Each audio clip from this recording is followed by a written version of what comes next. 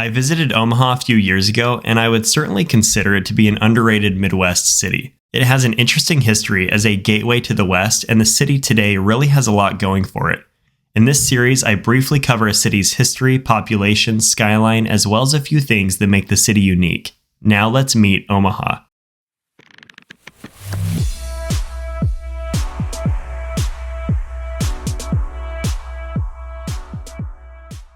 I always like to start by exploring how a city wound up being where it is today. Omaha is located near the confluence of the Platte and Missouri rivers. The region had long been home to various Native American tribes, and in the early 18th century, it was the Omaha tribe that inhabited the area.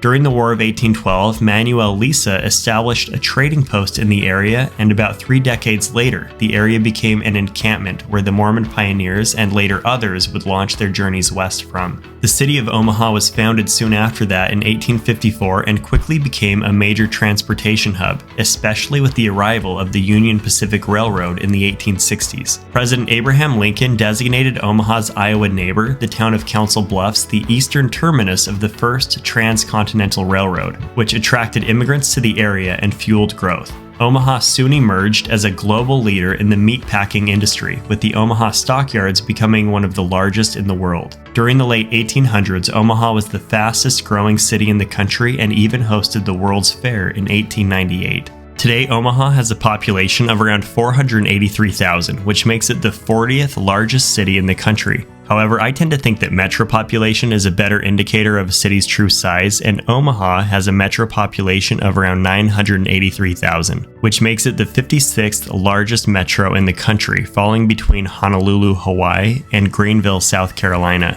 Some of the most recognizable companies headquartered in the Omaha metro include Warren Buffett's Berkshire Hathaway, the Mutual of Omaha, Union Pacific Corporation, TD Ameritrade, Conagra Foods, Physicians Mutual, and Omaha Steaks. There are 9 colleges and universities in the Omaha metro, the most notable being Creighton University. Call me shallow, but when it comes to cities, I think appearances matter. Omaha has a nice looking skyline for a mid-sized city. If you were to take the average height of its tallest 5 buildings, it would be ranked as the 42nd tallest skyline in the country, being just shorter than Honolulu, Hawaii, and taller than Little Rock, Arkansas. The city's tallest building is the First National Bank Tower, which stands at 634 feet. It was built to be just taller than the 801 Grand Building in Omaha's rival Midwest city of Des Moines, Iowa. The skyline will soon change dramatically when the new Mutual of Omaha headquarters tower is completed.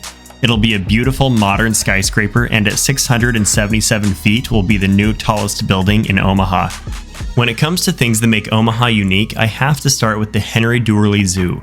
I rarely ever mention zoos when doing these city overviews, but Omaha's is certainly worth mentioning considering it's arguably the best zoo in the nation. It's one of the largest zoos in the world, and just about everything about it feels world-class. It has the world's largest indoor swamp, largest nocturnal exhibit, and the largest indoor desert. It also has the country's largest indoor rainforest, which was my favorite part of the zoo when I visited. Once a day, they feed the bats that have free range over the whole exhibit, leading them to swarm around you. It's an immersive experience that you rarely get at a zoo. An interesting museum in Omaha is the Durham Museum, which is located in the historic Union Station. The building is a National Historic Landmark and is considered one of the finest examples of Art Deco architecture in the Midwest. The station reminds me a little of Kansas City's Union Station, which now also houses museums. The Durham Museum in Omaha's Union Station focuses on displaying the history of the West, which features a lot on the importance of railroad travel. As I mentioned earlier, the railroad was vital to Omaha's growth, and today when driving on I-80, you're greeted to Omaha with 2 of the Union Pacific's most powerful locomotives, which are on permanent display at Kennefic Park. Adjacent to Kennefic Park are the beautiful Lauritzen Gardens, which are 100 acres large and have a large glass conservatory. Another interesting Omaha museum is the Jocelyn, which recently underwent a major expansion. The Jocelyn is a free art museum which houses creative works spanning the past 5,000 years. The museum was a gift from Sarah Jocelyn, who along with her husband George were the wealthiest people in Omaha at the beginning of the 20th century.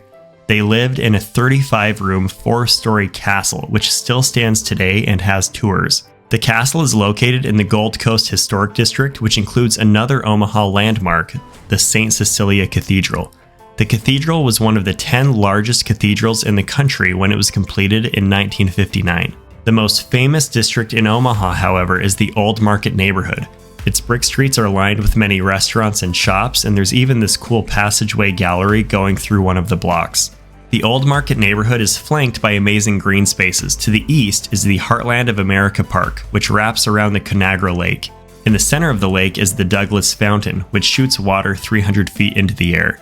To the north is the Jean Leahy Mall at the riverfront, which is a great urban park with additional water features, sculptures, and a performance pavilion.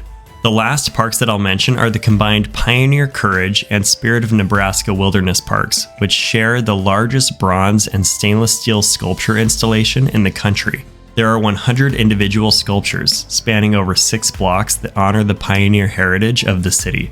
A few blocks north of the sculptures is Charles Schwab Field. It's a nice looking baseball stadium, but it's primarily significant because it's the home of the College World Series and will continue to be until at least 2035.